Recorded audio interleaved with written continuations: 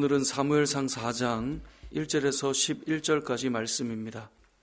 오늘 본문 말씀은 우리가 흔히 말하는 믿음인가 미신인가 이 두 가지가 어떤 차이가 있는가를 우리에게 잘 알려주는 말씀입니다.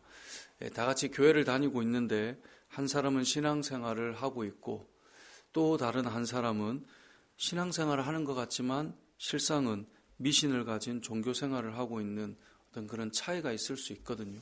많은 사람들이 교회를 다니지만 다 믿음 생활을 하는 건 아닐 수 있는 거죠. 어떤 사람은 믿음 생활을 하고 있고 어떤 사람은 미신과 같은 종교 생활을 하고 있는 것인데 오늘 본문이 그 차이가 무엇인지 우리에게 좀 선명하게 말씀해 주고 있습니다.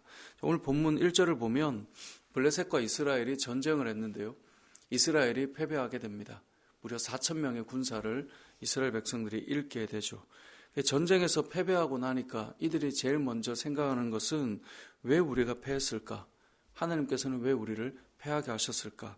이런 생각을 이들은 하게 됩니다. 그래서 4장 3절에 보면 백성이 진영으로 돌아오매 이스라엘 장로들이 이르되 여호와께서 어찌하여 우리에게 오늘 블레셋 사람들 앞에 패하게 하셨는고?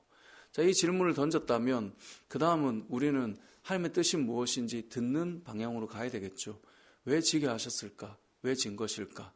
그렇다면 하나님의 뜻은 무엇일까? 이제 이렇게 가야 되는데 이들은 지금 어떻게 흘러가고 있냐면 패하게 하셨으니 이기게 하는 방법이 이것 아니겠느냐라고 해서 언약궤를 가져와서 전쟁을 치를 때 이 언약궤를 전쟁의 중심에 두자. 이제 이렇게 이들은 생각하게 됩니다.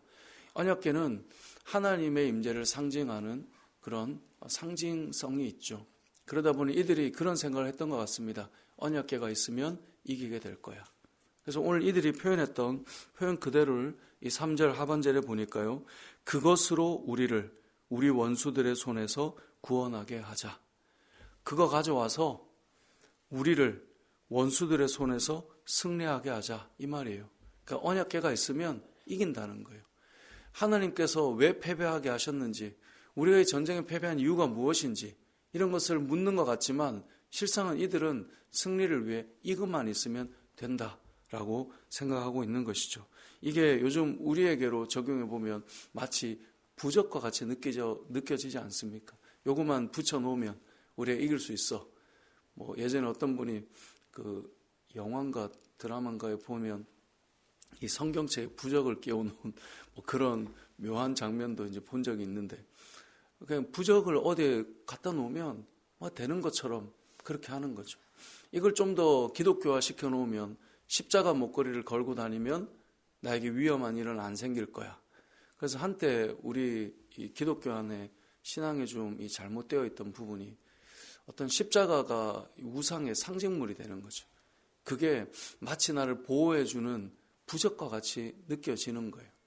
조금 더 이걸 심화해서 적용해 보면 예배라고 하는 행위 자체가 하나님 앞에 당연히 나아가야 되고 그 안에서 복을 받고 은혜를 누리는 통로가 되지만 내가 오늘 새벽에 기도를 하고 나면 이 행위 자체가 오늘 하루를 나에게 안전하게 하는 어떤 도구가 되는 그런 생각을 하게 되는 것, 그것이 신앙의 어떤 미신으로 바뀌는 종교 생활로 우리가 생각할 수 있게 되는 것이죠. 오늘 본문에 이들은 그것으로 승리하게 하자, 그거 가져오면 되잖아 라고 생각하는 거예요. 이게 어느 정도 처음엔 효과가 있었던 것 같아요. 블레셋 사람들이 언약궤가 들어오자 이들이 긴장하게 되고 두려운 마음을 가지게 된단 말이에요. 하지만 미신은 미신에 불과해요. 부적은 부적에 불과한 거예요. 그게 전쟁에 승리하겠느냐? 아니에요. 더 비참하고 처참하게 패하는 일로 이어져 가게 되었다라고 오늘 본문은 우리에게 알려주고 있습니다.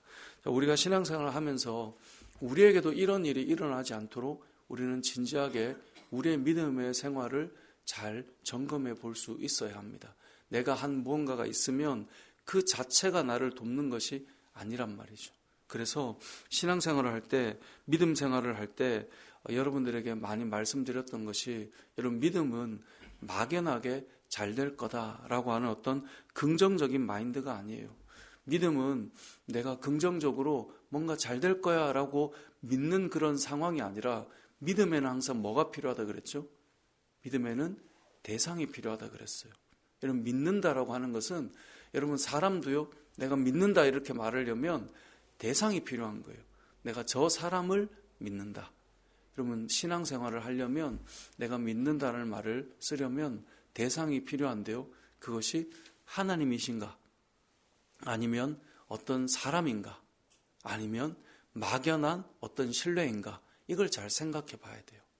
여러분, 예배를 우리가 드리는 것은 믿음의 대상이 있죠. 누굽니까? 하나님이에요. 그러니까 믿음 생활을 할 때 예배라고 하는 행위 자체가 우리에게 복을 주는 게 아니라 예배를 드리는 우리가 대상이 있을 때 그 하나님을 바라보는 그 진정한 믿음의 대상을 우리가 두고 인격적으로 하나님 앞에 나아가 하나님을 예배할 때 그 하나님께서 우리에게 은혜와 복을 내려주시는 게 맞아요. 그런데 예배의 대상은 온데간데 없고 예배라고 하는 어떤 인격이 사라진 하나의 행위가 우리에게 복을 준다라고 하면 그것이 미신이 되고 그것이 잘못된 종교 생활로 빠져들어가게 된다라는 거예요. 십자가 목걸이를 하면 안 된다라는 것이 아니라 내가 하나님을 사랑하는 믿음의 고백으로 그것을 생각하며 달고 다니는 것이 믿음의 고백인 것과 그것을 달고 다닐 때 나에게 부적처럼 도움이 된다라고 여기는 것은 전혀 다른 문제라는 것이죠. 그래서 신앙생활은 항상 기억해야 될 것이 여러분, 하나님 앞에 우리는 인격적인 만남과 우리의 믿음의 대상이신 하나님을 늘 바라보는 어떤 삶의 걸음이 되어야 그게 진정한 신앙생활이 되는 것입니다.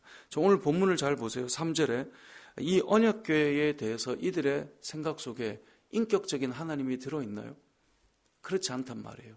자, 3절 하반절을 보세요. 그것으로 우리를 우리의 원수들의 손에서 구원하게 하자. 이건 그것을 가져와서 이기게 하자라고 하는 하나의 물건에 불과한 것이지 이 안에는 인격이 담겨있지 않다라는 것을 우리는 기억해야 돼요. 정리해보면 홈리와 비나스는 신앙과 어떤 종교 생활에 특정화된 어떤 방식을 가지고는 있지만 하나님을 인격적으로 만나서 그 안에 하나님의 임재하시고 역사하시는 개념을 가지고 있는 것이 아니라 종교적인 행위와 제사와 언약궤와 어떤 물건과 이런 것들이 뭔가를 도울 수 있다라고 생각하는 것이죠. 그래서 결국은 이들이 언약궤를 통해서 승리하는 게 아니라 전쟁에도 패배하고 무엇도 빼앗겨요? 언약궤도 빼앗기게 돼요. 이들의 생각 속이라면 언약궤가 사라졌으니 이제 큰일 났다 싶을 수 있지만 언약궤가 사라진 이스라엘 백성들을 하나님께서 어떻게 도우시는가를 우리는 이후에 보게 되고 그 언약궤도 스스로 다시 돌아오게 되는 모습을 우리는 보게 된단 말이죠. 우리의 신앙생활을 우리가 점검해 볼 필요가 있습니다. 그럼 우리는 하나님을 믿는 사람입니다. 이것은 수많은 종교적인 파생되는 예배나 봉사나 또 주님 앞에 드려지는 여러분의 여러 삶들의 행위로 이어져 가는데 하나님 없이도 가능하단 말이죠. 그러니까 우리의 믿음과 섬김의 대상 없이 행위들을 남겨놓게 되면 그 자체는 미신으로 전락하게 된다는 것을 반드시 기억하시고 오늘 이 새벽에도 우리는 새벽 기도라고 하는 어떤 행위의 의의가 있는 것이 아니라 오늘 이 새벽에 우리는 하나님 앞에 나온 것이죠. 오늘 이 새벽에 우리는 하나님의 도우심을 구하는 것이죠. 오늘 하루 우리는 하루의 생활을 할 때 하루의 삶 속에 동행하시는 하나님을 신뢰하고 살아가는 것, 그것이 바른 믿음의 삶이고 그것이 진정한 믿음의 생활인 것입니다. 새벽 예배를 드리다 보면 그런 경우가 있습니다. 이제 우리는 그렇게 이것을 의로 여기지 않지만 예전에 어떤 목사님이 그런 말씀을 하시더라고요. 새벽 예배도 자기의 의가 될 수 있다. 주일 예배 자체도 자기의 의가 될 수 있다. 하나님을 향해 나아가는 시간인데 그걸 빠지지 않았다라고 하는 주일 예배 한 번도 빠지지 않았다라고 하는 것이 의가 되어서 그게 나를 도울 것 같은 새벽 예배를 한 번도 빠지지 않아서 그게 나를 도울 것 같은 그래서 그분이 그러려면 차라리 빠지는 게 낫다고 그런 얘기 하시더라고요. 저는 안 빠지는 게 좋습니다, 여러분. 저는 안 빠지는 게 좋지만 그분이 그렇게 의로 만들 거면 이렇게 차라리 한번 빠져서 하나님을 바라보는 게 낫지 내가 한 번도 빠지지 않은 어떤 의가 나를 돕는다. 라고 하는 것은 옳지 않다. 여러분 의미만 받으시고 새벽은 나오시고 이렇게 돼야 되는데, 아무튼 우리의 신앙생활은 우리가 만들어 놓은 인격이 없는 어떤 물건이나 행위나 요소들이 살리는 것이 아니라, 때로는 우리가 새벽을 빠져도 아무튼 하나님께서 나를 도우시고 나와 함께 하신다라고 하는 것이 바른 신앙이지, 하나님 없는 어떤 행위나 물건이 신앙이 아니다라고 하는 것을 오늘 본문은 우리를 기억하게 한다라는 것이죠. 말씀을 맺겠습니다. 미신인지 믿음인지 이 차이를 보려면요, 그 안에 내가 하나님이라고 하는 대상이 있는 것인지, 아니면 그것 없는 다른 것을 우리가 붙들고 있는 것인지, 이 차이를 보아야 되는데요. 오늘 하루도 우리와 동행하시고 우리와 함께 하시는 하나님과 함께하는 여러분의 삶이 되시고, 오늘 이 새벽도 우리는 새벽 예배라고 하는 행위의 목적이 아니라 오늘 이 새벽도 하나님 앞에서 하루를 열고 시작하는 우리의 믿음의 삶이 저와 여러분의 삶이 되고, 우리의 평생의 삶에 바른 믿음의 삶으로 주님의 나라를 경험하는 저와 여러분의 삶이 되시길 주님의 이름으로 축복합니다. 아멘.